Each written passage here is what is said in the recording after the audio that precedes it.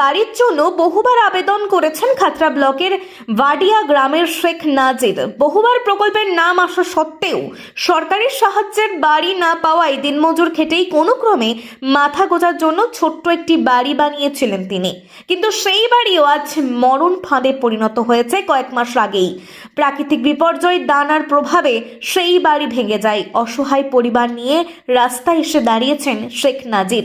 বয়স হয়েছে, পরিবারের রোজগার বলতে একমাত্র ছেলে। সেই ভগ্নপ্রায় বাড়িটি মেরামত করার সামর্থ্য নেই পরিবারের, আর সরকারি সাহায্য পাচ্ছে না তারা।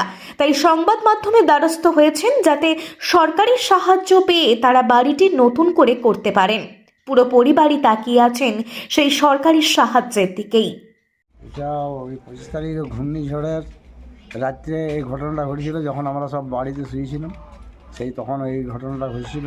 আটু বাটু ঘর থেকে বাইরে বেরিয়ে গেছি আমরা 3টা ফ্যামিলি থাকতাম এখানে। পুরো ফ্যামিলিটাই আটু বাটু বেরোয় বাইরে আজ পর্যন্ত পড়ে আছি, কোনো সাহায্য নাই, কিছু নাই।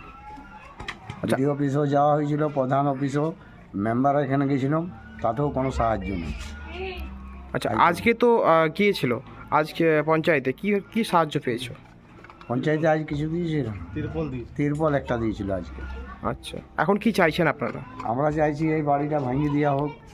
ছেলেপুলে কোথাও জায়গা তো নাই, এইখানে জায়গায় একটা ঘর করা হবে, আর কী করবো। আমরা এটাই চাইছি যে আমাদেরকে একটু ঘর করে দেখ। নাম? শেখ নাজির।